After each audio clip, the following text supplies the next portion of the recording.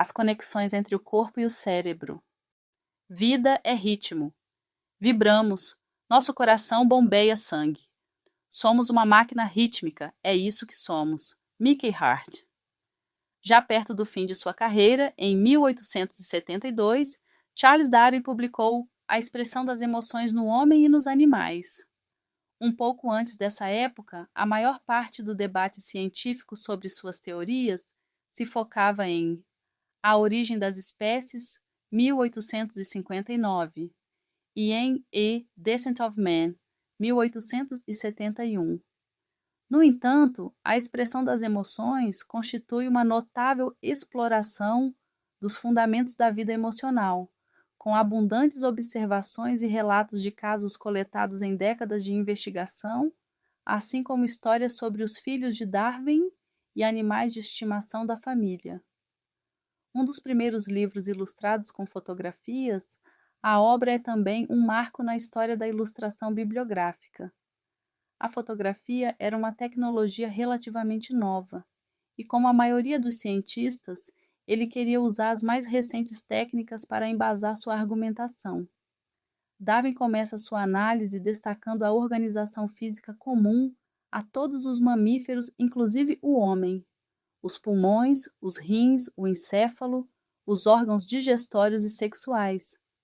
Embora muitos cientistas de hoje pudessem acusá-lo de antropomorfismo, Darwin junta-se aos amantes dos animais quando proclama: o homem e os animais superiores também têm instintos em comum. Todos têm os mesmos sentidos, as mesmas intuições, sensações, paixões, afeições e emoções, até mesmo as mais complexas, como o ciúme, a suspeita, a competição, a gratidão e a magnanimidade. Darwin observa que nós, seres humanos, exibimos alguns sinais físicos das emoções dos animais. Sentir os pelos da nuca arrepiados quando estamos assustados ou mostrar os dentes quando enraivecidos são reações que só podem ser entendidas como vestígios de um longo processo evolucionário. Para Darwin, as emoções dos mamíferos baseiam-se fundamentalmente na biologia. São a fonte indispensável de motivação para iniciar a ação. As emoções, do latim emovere, mover, perturbar os sentimentos, dão forma e direção a tudo que fazemos, e a principal expressão delas se manifesta por meio dos músculos do rosto e do corpo. São esses movimentos que comunicam aos demais nosso estado mental e nossas intenções. Expressões de fúria e posturas ameaçadoras são recomendações para recuar. Tristeza atrai carinho e atenção. Medo sinaliza desamparo e nos alerta para o perigo. De maneira instintiva, lemos a dinâmica entre duas pessoas apenas pela tensão ou pela descontração que demonstram, pela postura e o tom de voz, pelas expressões faciais. Assistindo a um filme numa língua que não conhecemos, adivinhamos o tipo de relacionamento entre os personagens. Muitas vezes, também podemos perceber a disposição de outros mamíferos, como macacos, cães e cavalos. A seguir, Darwin afirma que o objetivo fundamental das emoções é iniciar um movimento que leve o organismo de volta à segurança e ao equilíbrio físico. Eis o que ele comenta sobre a origem daquilo que hoje chamamos de transtorno de estresse pós-traumático. Claramente, os comportamentos destinados a fugir do perigo ou evitá-lo evoluíram no sentido de tornar cada organismo competitivo em termos de sobrevivência. No entanto, um comportamento impropriamente prolongado de fuga ou para evitar um risco poria o animal em situação de desvantagem, pois a preservação bem-sucedida da espécie exige a reprodução, o que, por sua vez, depende de atividades de alimentação, abrigo e acasalamento, todas elas o inverso de evitar algo ou fugir. Em outras palavras, se as atividades de um ser vivo se reduzem à sobrevivência, suas energias se focam em combater inimigos invisíveis, o que não deixa espaço para sustento, assistência e amor. Para o homem, isso significa que enquanto a mente se defende de inimigos invisíveis, nossos laços mais fortes ficam sob ameaça, assim como a capacidade de imaginar, planejar, brincar, aprender e prestar atenção às necessidades de outras pessoas. Darwin também escreveu sobre as conexões entre o corpo e o cérebro, aspectos que são explorados até hoje. Emoções intensas envolvem não só a mente, como o ventre e o coração. O coração, o ventre e o cérebro se comunicam intimamente através do nervo pneumogástrico, o nervo crítico envolvido na expressão e na administração das emoções, tanto no caso do homem quanto no dos animais. Se o cérebro é fortemente excitado, afeta instantaneamente o estado das vísceras. Por conseguinte, em condições de excitação, haverá muita ação e reação mútua entre aquele e estas, os mais importantes órgãos do corpo. Quando tomei conhecimento dessa passagem, eu a reli com crescente excitação. É claro que vivenciamos nossas emoções mais devastadoras com sentimentos e aflições viscerais. Enquanto registramos as emoções basicamente na cabeça, podemos controlá-las com bastante segurança, mas ter uma sensação de opressão no peito ou de um murro no estômago é insuportável. Faremos qualquer coisa para evitar essas sensações viscerais, seja nos apegando de maneira desesperada a outro ser humano, seja buscando a insensibilidade com álcool ou drogas, ou ainda cortando com uma faca a pele, de forma a substituir emoções insuportáveis por sensações de níveis. Quanto aos problemas de saúde mental, da dependência de drogas às lesões corporais auto-infligidas, não começam como tentativas de lidar com a esmagadora dor física das emoções?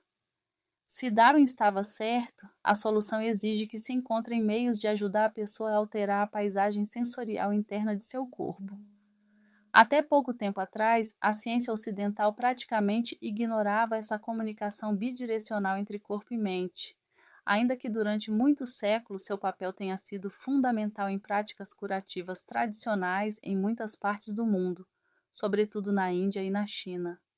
Hoje em dia, ela está transformando nossa compreensão do trauma e da recuperação.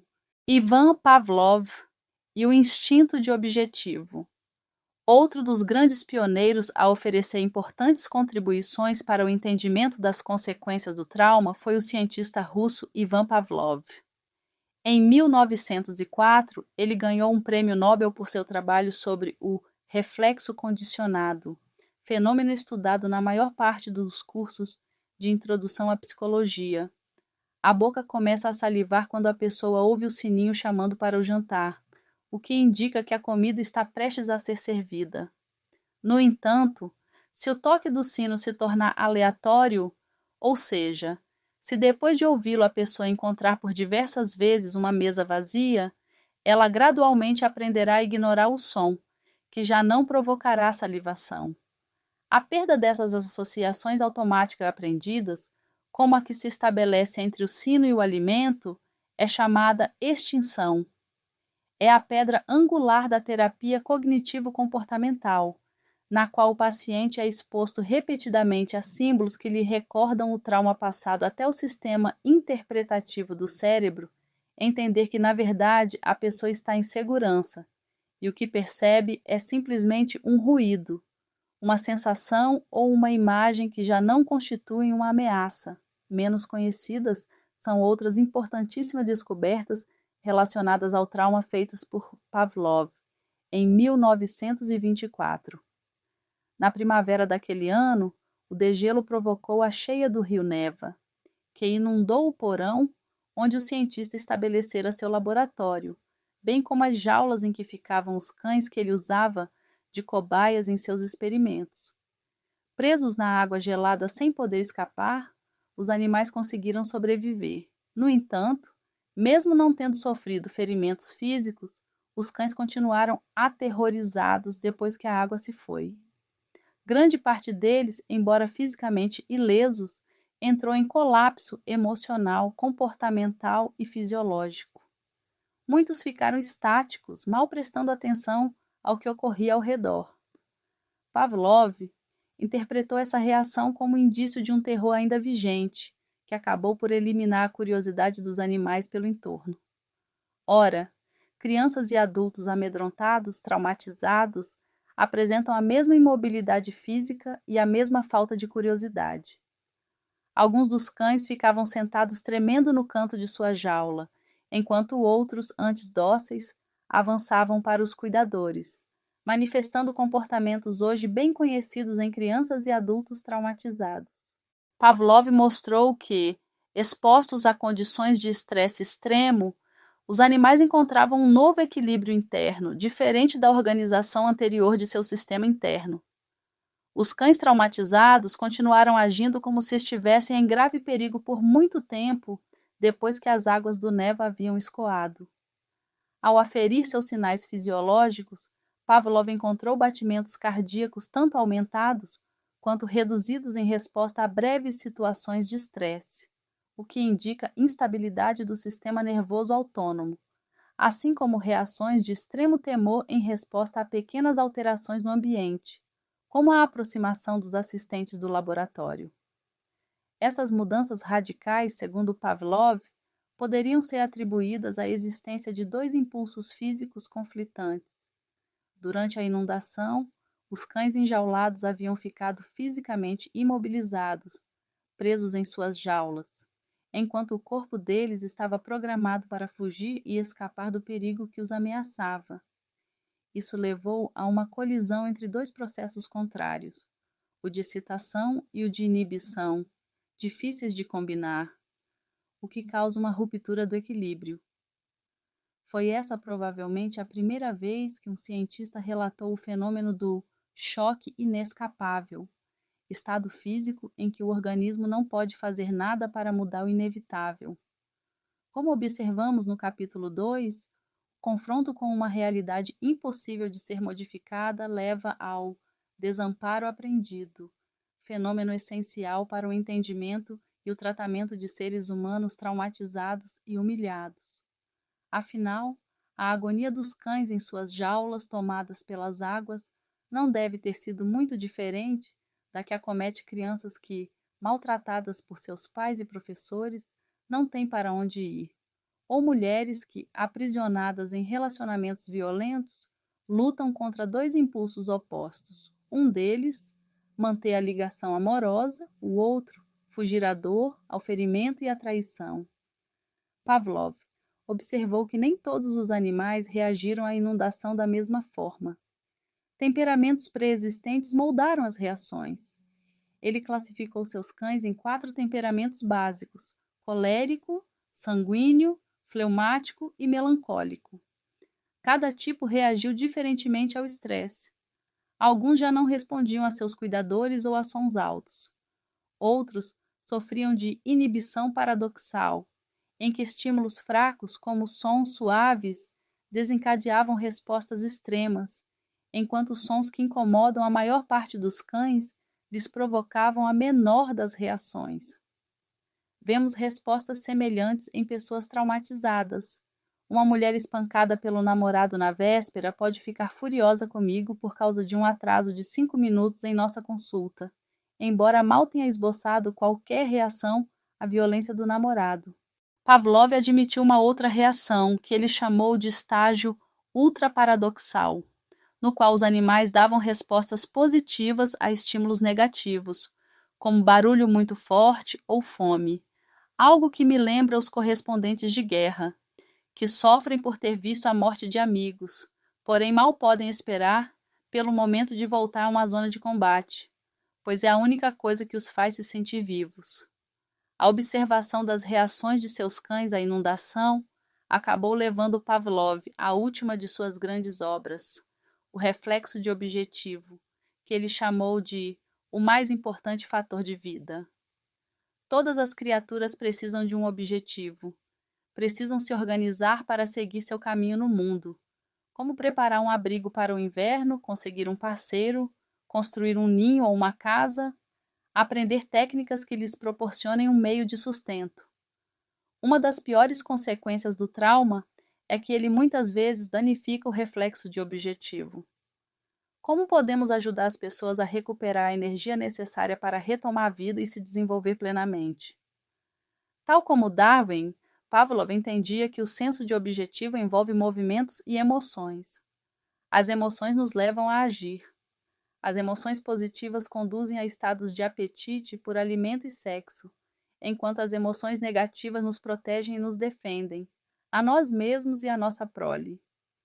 Emoções e movimentos, pois, não são apenas problemas a serem resolvidos, mas bens a serem organizados para fortalecer nosso senso de objetivo. Uma janela para o sistema nervoso.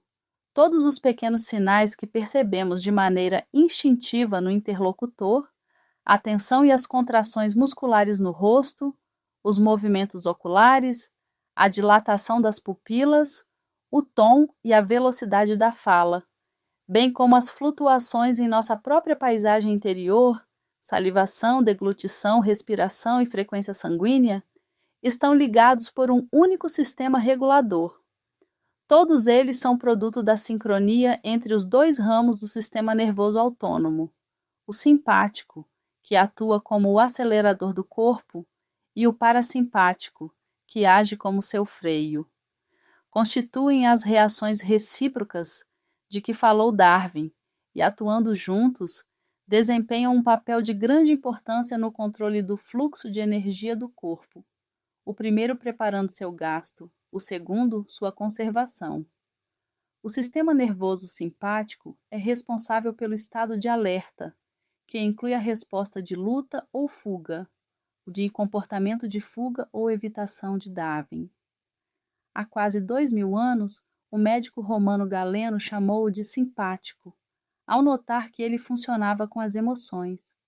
O sistema nervoso simpático leva sangue aos músculos para uma ação imediata, em parte acionando as glândulas adrenais para liberar adrenalina, hormônio que acelera a frequência cardíaca e eleva a pressão sanguínea. O segundo ramo do SNA é o sistema nervoso parasimpático, contra emoções, que regula funções autoconservadoras, como a digestão e a cicatrização de feridas. Ele ativa a liberação de acetilcolina para conter o alerta, desacelerar o coração, relaxar os músculos e normalizar a respiração. Como observou Darwin, as atividades de alimentação, abrigo e acasalamento dependem do SNP. Há uma maneira simples que permite a qualquer um perceber esses dois sistemas. Sempre que você inspira fundo, ativa o SNS. A resultante descarga de adrenalina acelera o coração, o que explica por que muitos atletas fazem alguns movimentos respiratórios breves e profundos antes de começar a competição. A expiração, por sua vez, ativa o SNP, o que desacelera o coração. Se você faz um curso de yoga ou meditação, é provável que seu instrutor lhe recomende dedicar atenção especial à expiração, já que expirações longas e profundas o ajudarão a se acalmar. Ao respirar, aceleramos e desaceleramos o coração continuamente, e por isso o intervalo entre dois batimentos cardíacos sucessivos nunca é exatamente o mesmo. A flexibilidade desse sistema pode ser testada por uma medida chamada variabilidade da frequência cardíaca, VFC, e uma boa VFC, quando mais flutuação, melhor, indica que o freio e o acelerador em seu sistema de alerta estão atuando de forma correta e equilibrada. O Trauma Center avançou bastante quando adquirimos um instrumento para medir a VFC, e no capítulo 16 veremos como usar a frequência cardíaca para ajudar no tratamento do transtorno de estresse pós-traumático. O código amoroso neural.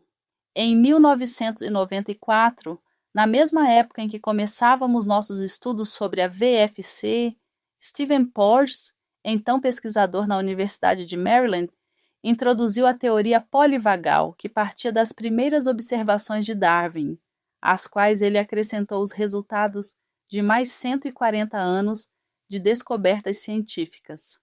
O termo polivagal cobre os muitos ramos do nervo vago, o nervo pneumogástrico de Darwin, que liga numerosos órgãos, entre os quais o cérebro, os pulmões, o coração, o estômago e os intestinos. A teoria polivagal nos proporcionou uma compreensão mais avançada da biologia da segurança e do perigo, baseada na interação sutil entre, por um lado, as experiências viscerais do corpo e, por outro, as vozes e os rostos das pessoas que nos rodeiam. Essa teoria explica o motivo pelo qual um rosto afável ou um tom de voz sereno podem alterar de maneira drástica o modo como nos sentimos.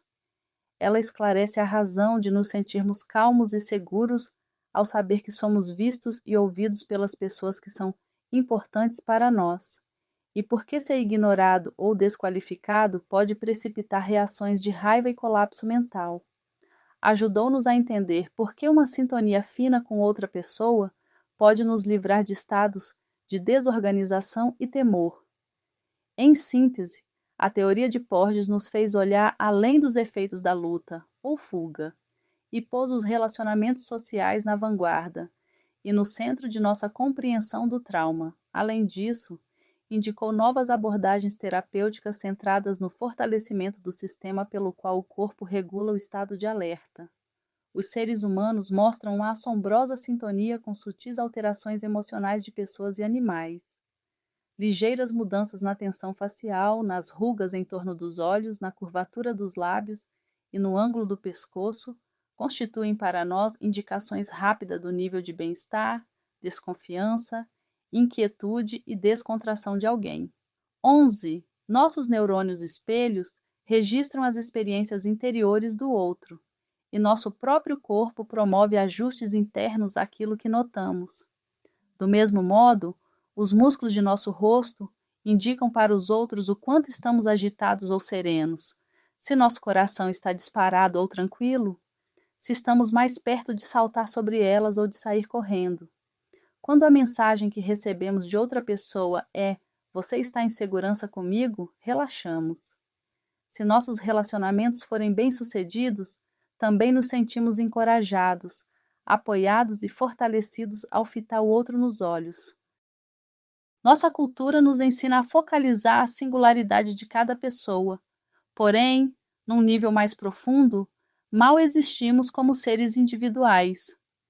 Nosso cérebro está constituído de forma a nos ajudar a atuar como membros de uma tribo. E fazemos parte dessa tribo mesmo quando estamos sozinhos, ouvindo música que outra pessoa compôs, vendo um jogo de basquete na televisão, retesando nossos próprios músculos ao acompanhar as corridas e os saltos dos jogadores, ou preparando uma planilha para uma reunião de vendas e prevendo as reações do chefe. A maior parte de nossa energia é despendida na conexão com outras pessoas.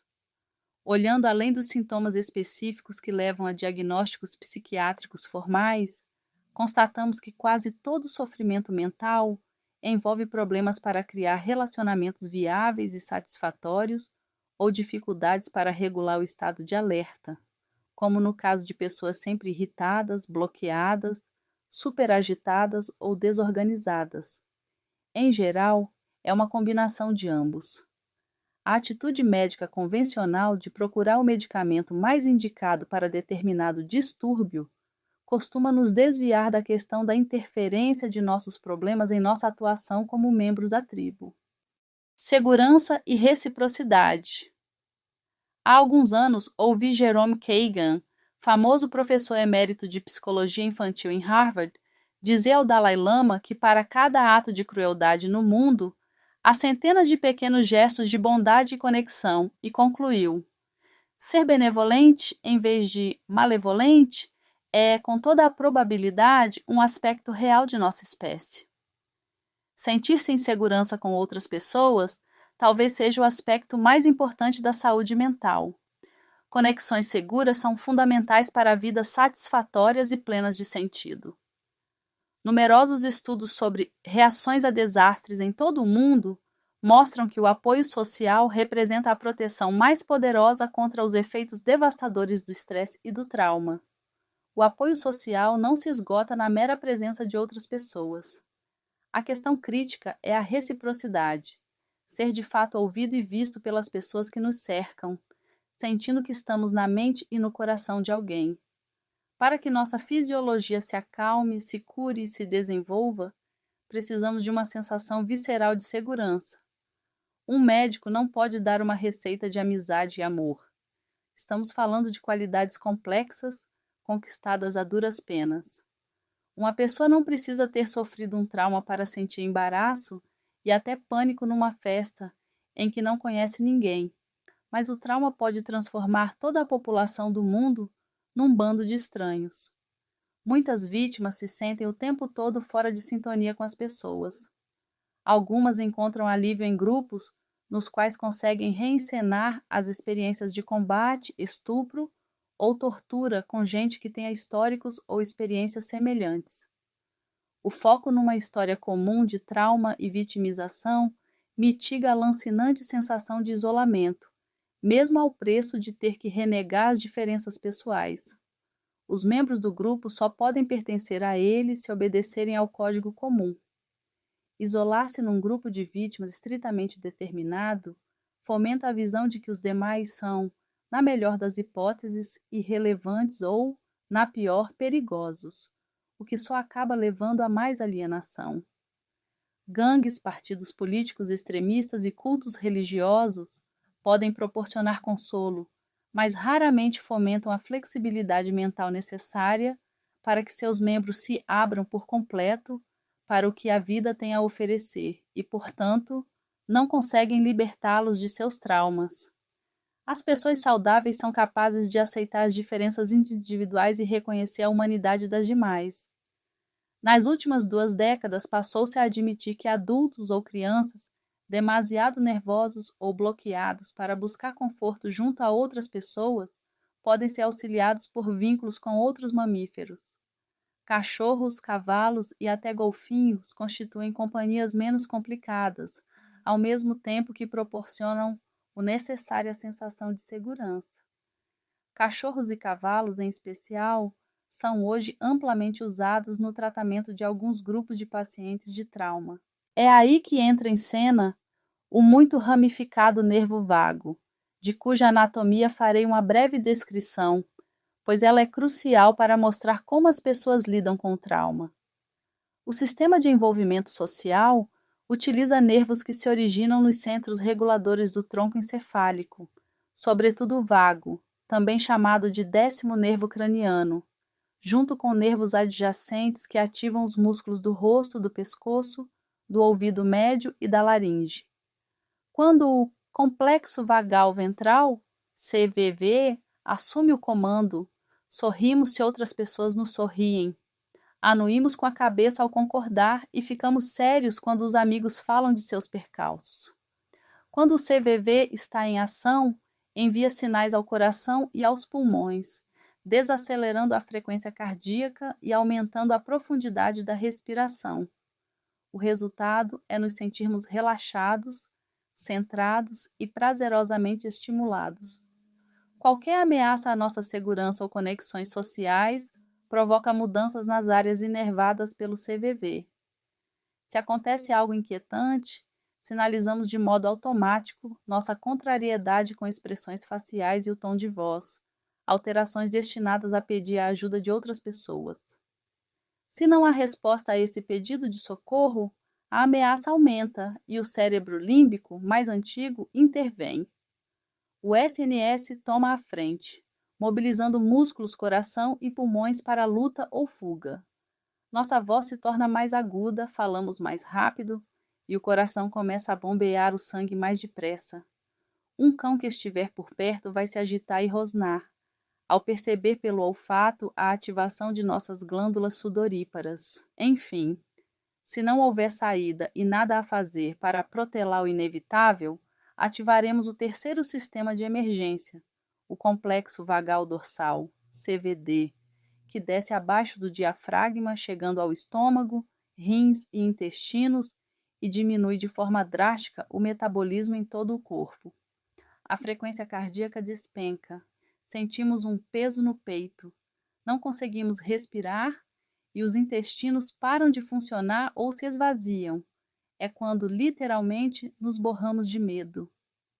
É nesse ponto que nos desligamos, desmoronamos e nos congelamos.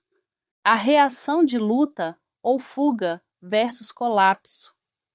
Como apontaram as tomografias cerebrais de Stan e Uti, o trauma se expressa não só como luta ou fuga, mas também como um bloqueio e uma incapacidade de envolvimento no presente.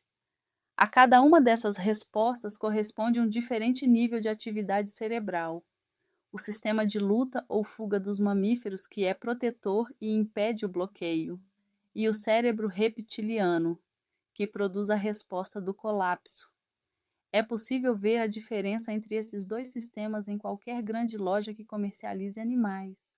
Gatinhos, cachorrinhos, camundongos e gerbos, ou esquilos da Mongólia, brincam sem parar. Quando se cansam, encostam-se uns nos outros amontoados.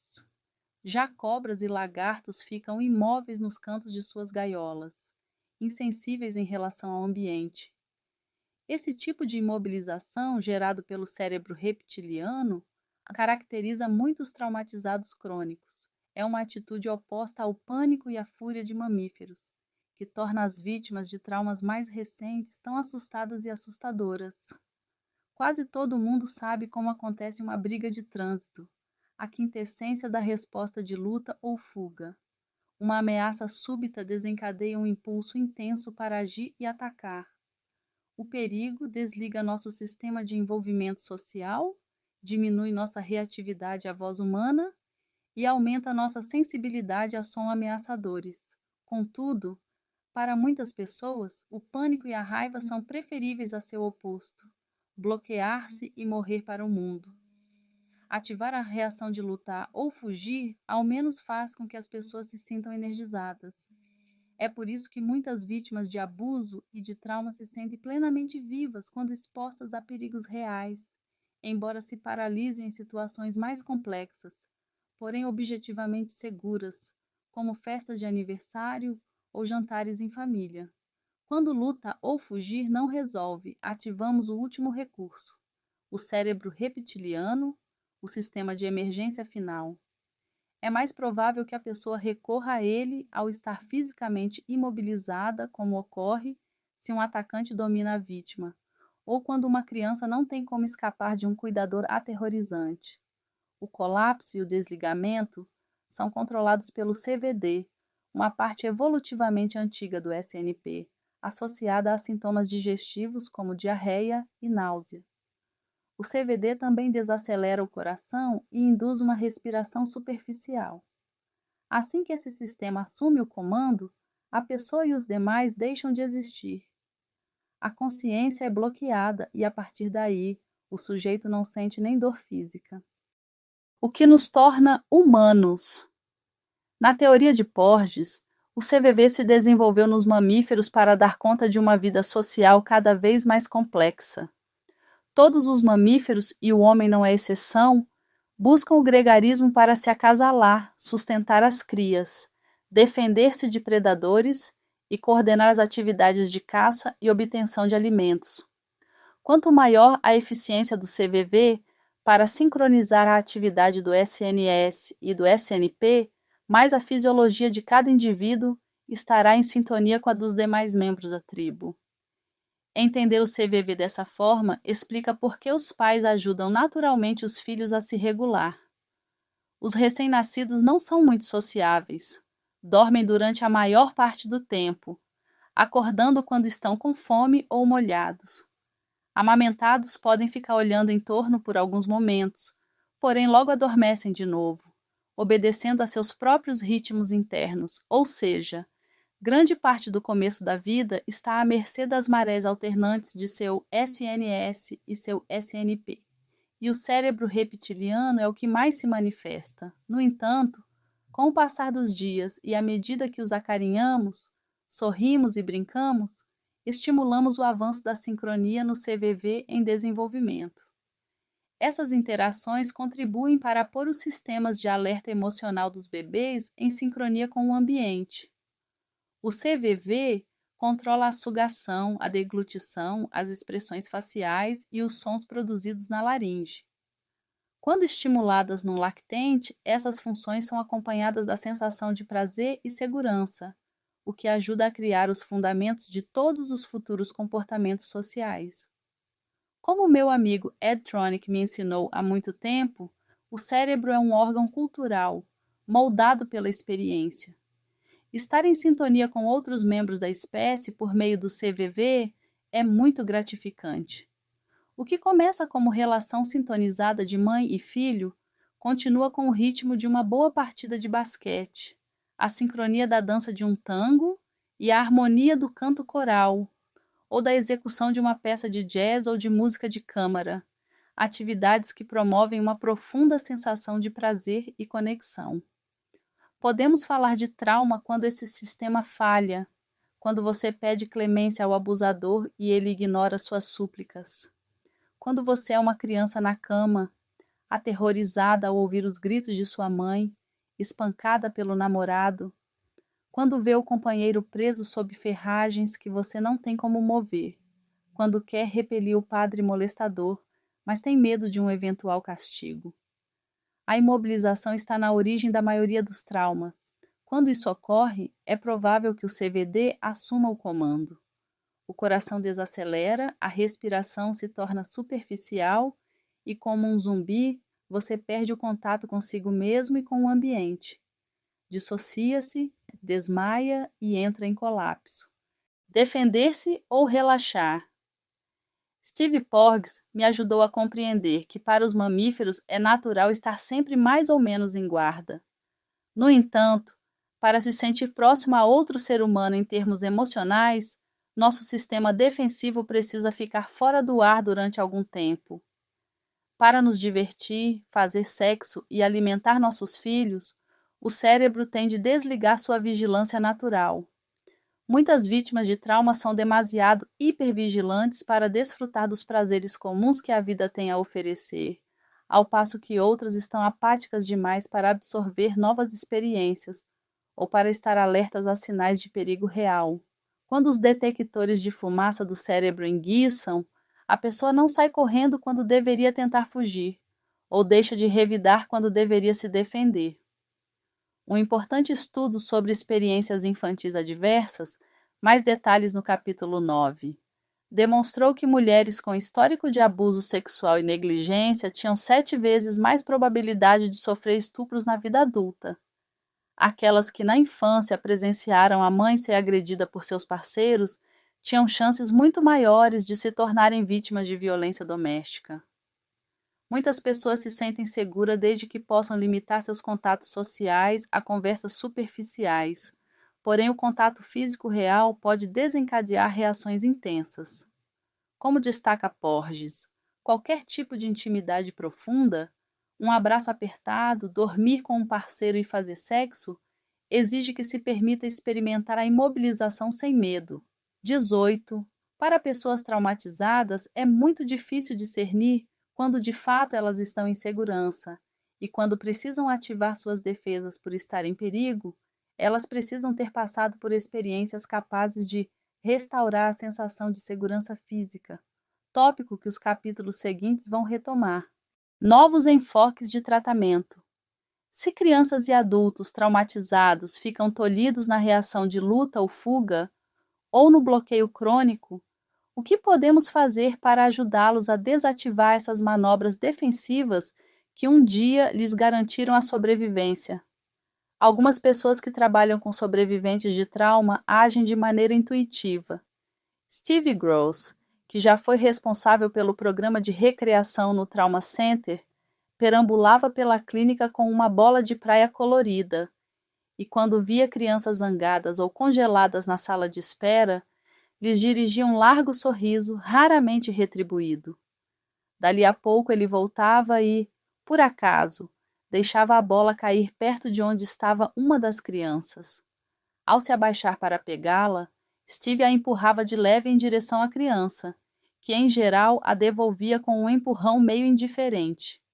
Aos poucos, ele estabelecia um jogo e logo os dois estavam sorrindo. A partir de gestos simples, Steve havia criado um lugarzinho seguro em que o sistema de envolvimento social talvez pudesse ressurgir. Assim, pessoas com traumas graves podem se beneficiar mais ao simplesmente ajudar a arrumar as cadeiras antes de uma reunião, ou, junto com outros pacientes, tamborilar um ritmo musical nos assentos, do que quando se sentam para falar sobre os fracassos de suas vidas. Uma coisa é certa: Gritar com uma pessoa descontrolada só produz mais desregulação. Do mesmo modo que seu cão se encolhe se você grita e abana a cauda se você lhe fala em tom normal, os seres humanos reagem a vozes iradas com medo, raiva ou bloqueio, e a vozes amistosas com boa vontade e relaxamento. Nunca deixamos de reagir a esses indicadores de segurança ou perigo. Infelizmente, nosso sistema educacional, bem como muitos métodos usados para tratar o trauma, costumam ignorar o sistema de envolvimento social e se concentram na mobilização das capacidades cognitivas da mente. Apesar dos bem documentados efeitos da raiva, do medo e da ansiedade sobre a capacidade de raciocinar, muitos programas ainda ignoram a necessidade de envolver o sistema de segurança do cérebro antes de promover novas maneiras de pensar. As últimas atividades que deveriam ser eliminadas da grade curricular são o coral, a educação física, o recreio e qualquer outra que envolva movimento, recreação e participação prazerosa.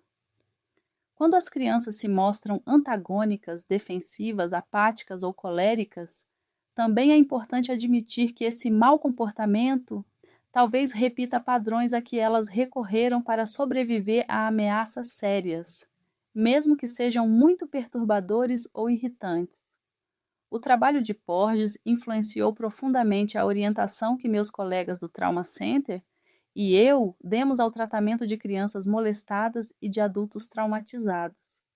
É verdade que, em algum momento, provavelmente teríamos criado um programa terapêutico de yoga para mulheres, já que a prática se mostrara muito eficiente para acalmá-las e fazê-las retomar contato com o corpo dissociado. Talvez também tivéssemos experimentado um programa de teatro nas escolas do centro de Boston, ou um programa de defesa pessoal para vítimas de estupro, além de técnicas recreativas e atividades físicas, como a estimulação sensorial que agora vem sendo empregadas com sobreviventes em todo o mundo. Tudo isso será explorado na parte ciente. Entretanto, a teoria polivagal nos ajudou a compreender e explicar por que todas essas técnicas díspares e não convencionais funcionavam tão bem. A teoria nos levou a combinar enfoques de cima para baixo, que ativam o envolvimento social, com métodos de baixo para cima, que acalmam as tensões físicas. Ficamos mais abertos a outros enfoques terapêuticos antigos e não farmacológicos praticados há muito tempo fora da medicina ocidental, desde exercícios de respiração, pranayama e canto em uníssono, até artes marciais como o qigong, toques de tambor, canto em grupo e dança. Todas essas atividades se baseiam em ritmos interpessoais, consciência visceral e comunicação vocal e facial que ajudam a tirar pessoas de estados de luta ou fuga, a reorganizar a percepção do perigo e aumentar a capacidade de lidar com relações pessoais. O corpo guarda as marcas do trauma.